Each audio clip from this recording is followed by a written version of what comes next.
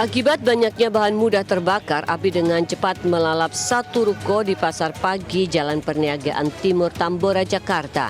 Sejumlah karyawan yang di lokasi pun hanya bisa menangis melihat tempat bekerjanya ludes dilalap si jago merah.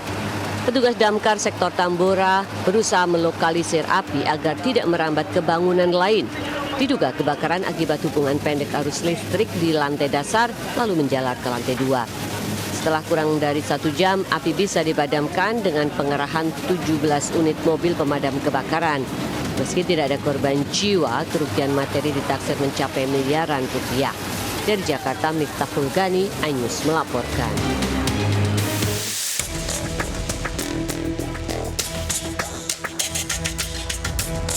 Kamera pengawas CCTV merekam aksi penyiraman air keras terhadap sepasang kekasih yang tengah berboncengan sepeda motor di Jalan Nusa Indah Duri Kosambi, Cengkareng, Jakarta Barat.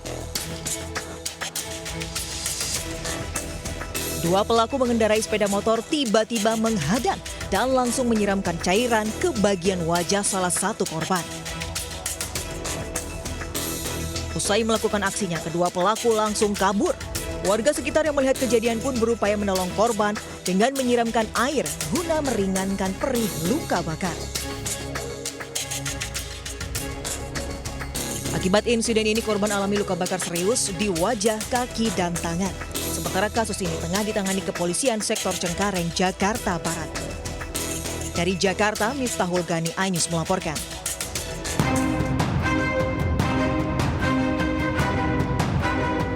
Dua pelaku pencurian uang modus pecah kaca mobil terekam CCTV saat mengintai mangsanya di Jalan Harapan Indah, Desa Pusaka Rakyat, Tarumajaya, Kabupaten Bekasi, Jawa Barat.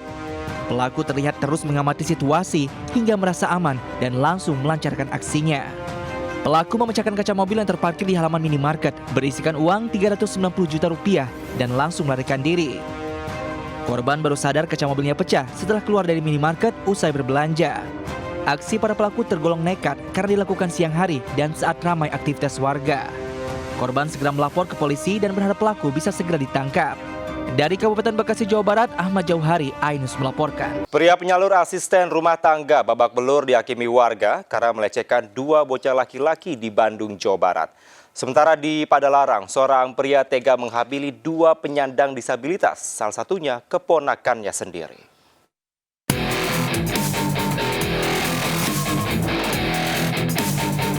Sambil emosi warga menginterogasi pelaku pencabulan 2 bocah di bawah umur AF di kawasan Bolongloa, Kaleri, Bandung. Bahkan beberapa kali warga yang emosi sempat melayangkan boga mentah ke arah pelaku. Untuk menghindari amukan warga, pelaku digelandang ke unit PPA Polrestabes Bandung. Hasil pemeriksaan, pelaku mengaku melakukan pencabulan dengan cara menggesekkan alat kelaminnya terhadap korban. Untuk penyelidikan lebih lanjut, petugas melakukan visum terhadap 2 korban laki-laki yang masih berusia 7 dan 11 tahun. Dari anaknya bercerita ke orang tuanya bahwa yang bersangkutan menerima perlakuan yaitu berupa dipeluk, kemudian dipegang kemaluannya, serta digesekkan kemaluannya terlapor itu kepada korban yang terhadap korban 2 orang ini, yang inisialnya A dan inisial. Akibat perbuatannya, pelaku dijerat pasal Undang-Undang Perlindungan Anak dengan ancaman hukuman maksimal 15 tahun penjara atau denda 15 miliar rupiah. Dari Bandung, Jawa Barat, Gita Mailana, iNews melaporkan.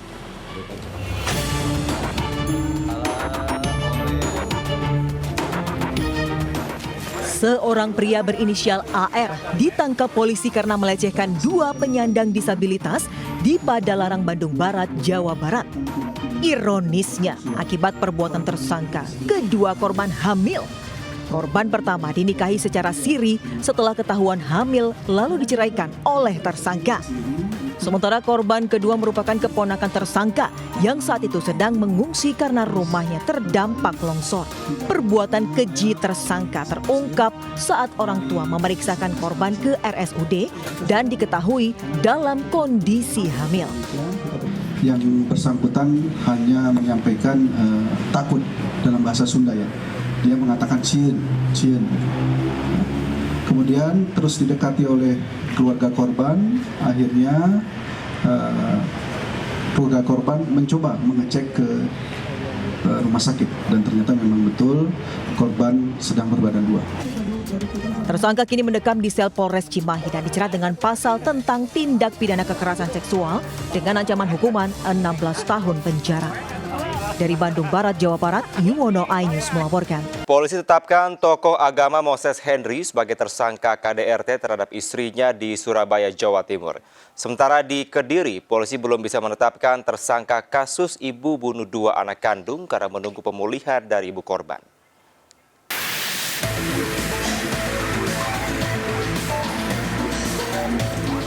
Kasus KDRT yang dilakukan seorang tokoh agama terhadap istrinya SR terus berlanjut. Berdasar alat bukti dan keterangan saksi, polisi menetapkan Henrianto Ujari atau Moses Henry sebagai tersangka KDRT hingga dilakukan penahanan.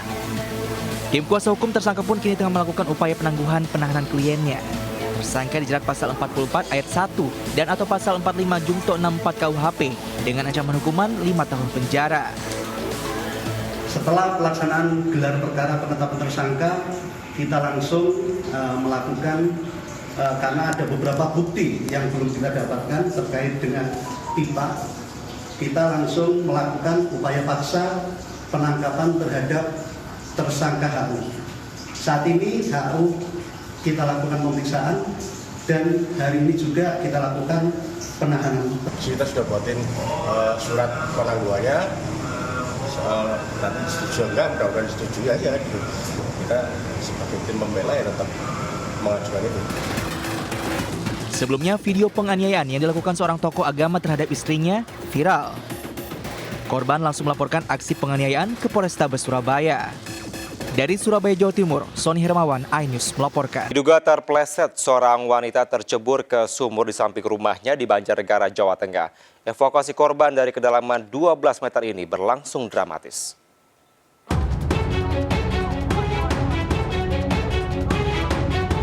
Dibantu warga, tim gabungan pemadam kebakaran dan Polsek Purwonegoro, Banjarnegara, Jawa Tengah berupaya menyelamatkan seorang wanita yang tercebur sumur sedalam 12 meter.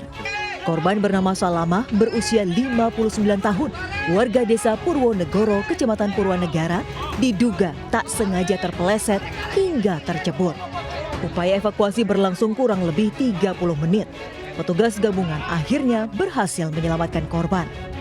Usai dievakuasi, korban langsung dibawa ke Rumah Sakit PKU Muhammadiyah untuk mendapatkan perawatan medis. Dari Banjarnegara, Jawa Tengah, Nurdin Ozi, iNews melaporkan. Pemirsa, puluhan ribu kosmetik ilegal yang disimpan dalam gudang diamankan petugas BB POM Pekanbaru Riau. Hasil pemeriksaan, seluruh kosmetik ternyata tidak memiliki izin edar di Indonesia.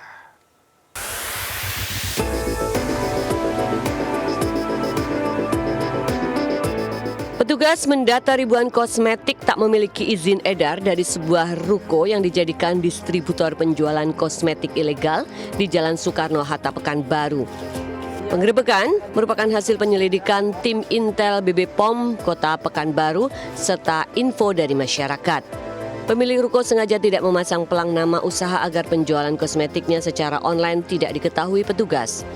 Dugaan adanya distribusi penjualan berupa sediaan farmasi tanpa izin edar yang tidak memenuhi ketentuan. Nah, ini melanggar terkait pasal 435 Undang-Undang Nomor 17 Tahun 2023 tentang kesehatan. Selanjutnya, ribuan pieces kosmetik ilegal dibawa ke kantor BPOM Pekanbaru dan akan dimusnahkan. Sementara pemilik kosmetik ilegal dijerat Undang-Undang Kesehatan dengan ancaman hukuman 12 tahun penjara dan denda 5 miliar rupiah. Dari Pekanbaru Riau, Indra Yusrizal, iNews melaporkan. Diduga berkendara dalam kondisi mengantuk, seorang pengendara motor menabrak salon kecantikan di Jalan Kutisari, Surabaya.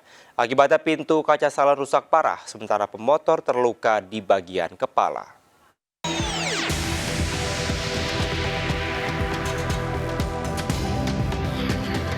Dalam rekaman CCTV, seorang pengendara motor menabrak sebuah salon kecantikan di Jalan Kutisari, Surabaya. Pengendara melaju kencang lalu menabrak pintu kaca dan etalase salon hingga rusak parah. Warga di sekitar pun kaget dan berdatangan melihat lokasi kejadian. Beruntung pemilik salon selamat, sementara pemotor pingsan dan alami luka di bagian kepala. Belum diketahui penyebab kecelakaan, namun pengendara motor yang diketahui bernama Suntoro mengaku bertanggung jawab dan akan mengganti semua kerugian akibat kecelakaan tersebut. Terus yang rusak ya pintu itu hancur, etalase di dalam, kondisinya ininya berdarah, berbeluran darah lah. Cuman orang banyak bilang katanya nge-fly atau gimana, atau ngantuk lah, kurang paham saya. Usai kejadian, salon ditutup sementara hingga perbaikan selesai. Peristiwa tersebut juga telah diselesaikan secara kekeluargaan. Dari Surabaya, Jawa Timur, Rahmat Ilyasan, iNews melaporkan. Asap hitam mengepul dari wahana rumah hantu di area belakang Jatim Park 3, Kota Batu. Petugas damkar segera ke lokasi berusaha menjinakkan agar api tidak semakin membesar. Api pertama kali muncul dari area rumah hantu Jepang. Akibat banyaknya ornamen terbuat dari styrofoam membuat api cepat membesar. Tidak ada korban luka maupun jiwa dalam kejadian ini. Karena saat api pertama kali muncul, beberapa pengunjung langsung dievakuasi dan area langsung ditutup. Jadi meskipun ada wisatawan, mereka juga langsung bisa bergerak ya cepat. Kita juga ada evakuasi sedikit, tapi tidak yang krusial seperti itu. Dan loket kita tutup saat terjadi kebakaran untuk menghindari pengunjung masuk ke tempat wisatawan, ke tempat kita. Hingga kini petugas masih mencari penyebab pasti kebakaran, sementara kerugian diperkirakan mencapai ratusan juta rupiah. Dari Batu, Jawa Timur, Denny Irfansyah, iNews melaporkan. Imbas kekeringan di musim kemarau, petani cabai di Kelurahan Made, Surabaya alami gagal panen. Petani pun merugi hingga puluhan juta rupiah.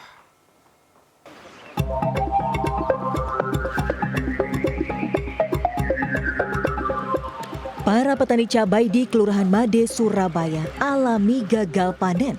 Seluruh tanaman cabai rawit di lahan seluas 3.000 meter persegi mati imbas kekeringan di musim kemarau. Petani mengaku alami kerugian hingga 10 juta rupiah dari modal pembelian bibit dan perlengkapan media tanam. Padahal tanaman cabai rawit baru 2 kali panen. Sementara dalam kondisi normal, tanaman cabai bisa dipanen hingga 15 kali dengan hasil 1 kuintal setiap 1 kali panen. Selain cuaca panas, embung atau tempat penampungan air juga kering. Meski sudah membuat sumur resapan, namun hasilnya tidak maksimal untuk penyiraman tanaman.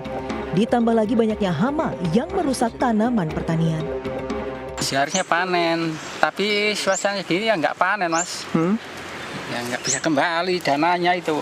Padahal orang tani itu yang dicari hasilnya ini, Mas. Kalau begini ya nggak bisa kembali. Kini para petani berharap ada bantuan pengairan dari Dinas Ketahanan Pangan dan Pertanian Kota Surabaya agar tetap bisa bercocok tanam.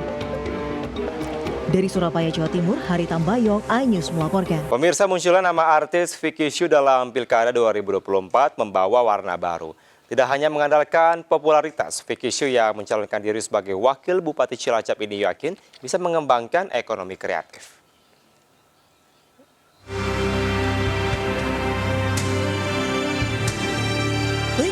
Vicky Feranita Yudasoka atau yang lebih akrab disapa Vicky Shu turut maju dalam Pilkada Kabupaten Cilacap sebagai calon wakil bupati yang mendampingi Awaludin Muri. Keduanya diusung Partai Gerindra, Partai Nasdem, dan P3. Tidak mau mengandalkan popularitasnya sebagai artis, Vicky Shu juga membawa misi mulai dari mengembangkan ekonomi kreatif di Cilacap hingga program Satu Rumah Satu Sarjana. Selain sibuk berkecimpung di dunia hiburan, Vicky Shu ternyata sudah mulai masuk di dunia politik sejak tahun 2018 sebagai kader Partai Nasdem. Vicky 2 kali mencalonkan diri sebagai calon legislatif, namun takdir berkata lain. Ia gagal duduk di kursi legislatif. Itu banyak sekali anak-anak mudanya semuanya kreatif dan ini memberikan harapan baru untuk anak muda di Cilacap menjadi lebih berkembang. 2 kali gagal menjadi anggota dewan tidak menutup ambisinya di dunia politik. Vicky Shu pindah haluan dengan mencalonkan diri sebagai Wakil Bupati Cilacap di Pilkada 2024. Meski harus berkorban waktu dan tenaga, Vicky tetap semangat berusaha untuk mendedikasikan dirinya di tanah kelahirannya, Cilacap.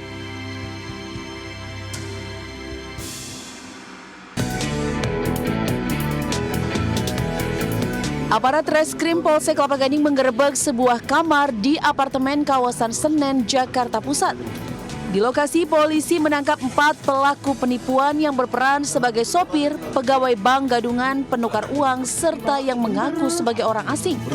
Saat digeledah, polisi menyita barang bukti ratusan lembar mata uang asing, tas, 1 unit motor, mobil, serta perlengkapan penipuan. Hasil pemeriksaan, pelaku diketahui beroperasi di wilayah Jakarta Utara dengan menyasar lansia yang hendak menuju ke sebuah bank. Saat beraksi, pelaku mengiming-imingi korban dengan menukarkan rupiah menjadi uang asing dengan nilai jual 2 kali lipat.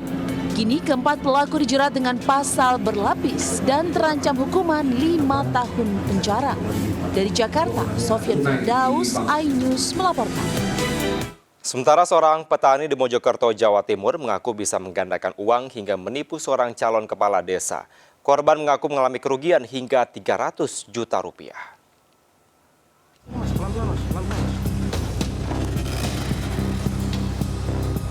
Polisi menggelandang Slamet alias Pentil, 45 tahun, akibat menipu dengan modus dukun pengganda uang di Polres Mojokerto. Pelaku ditangkap saat bersembunyi di rumah mertuanya di Kecamatan Balong Panggan, Kabupaten Gresik.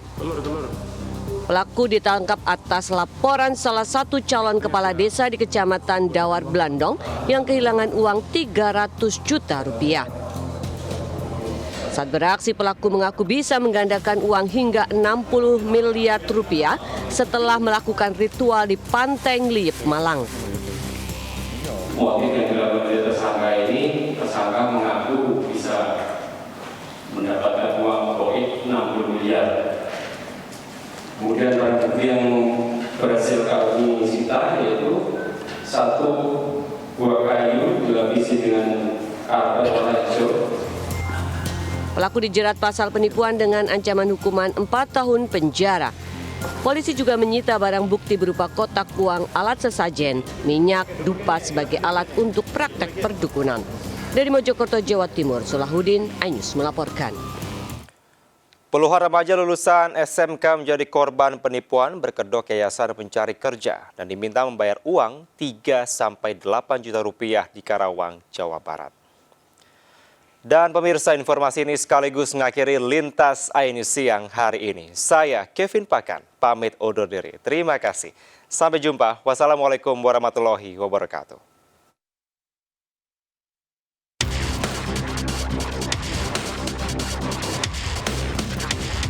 Puluhan remaja mendatangi Mapolres Karawang, Jawa Barat untuk melaporkan dugaan penipuan sebuah yayasan pencari kerja. Pasalnya mereka tak kunjung mendapatkan pekerjaan meski sudah menyetorkan uang mulai dari 3 juta hingga 8 juta rupiah yang disebut untuk biaya administrasi. Aksi dugaan penipuan itu sudah terjadi sejak 2 tahun lalu. Hingga saat ini sudah ada 29 remaja yang rata-rata lulusan SMK yang diduga menjadi korban dan kemungkinan bisa terus bertambah. Para remaja ini sebelumnya telah menjalani pelatihan dan beberapa tes kesehatan. Namun itu semua diduga hanya kedok. Mereka tak kunjung dapat kerja sementara uang administrasi tak bisa kembali. Berapa lama jadinya dijanjinya dari pertama kamu masuk sampai sekarang udah berapa lama? Udah setahun lebih. Setahun lebih nggak? Belum juga? Belum balik sama sekali uangnya. Belum masuk sekali? Iya. Terus harapannya kamu apa? Saya nagih ke beliau, tapi terus-terus dijanjiin Pak, nyampe sekarang. Janjiin kerja? Enggak, dijanjiin. Mau dibayar? Mau dibayar gitu, udah beberapa bulan nggak dibayar. Terus dibayar udah lama, cuma ditransfer 500. Terus nyampe sekarang enggak lah. Para pelapor berharap polisi segera mengusut kasus ini. Mereka juga meminta Dinas Ketenagakerjaan Kabupaten Karawang meninjau ulang perizinan Yayasan Pencari Kerja tersebut. Dari Karawang, Jawa Barat, Rudi Setiawan, iNews melaporkan.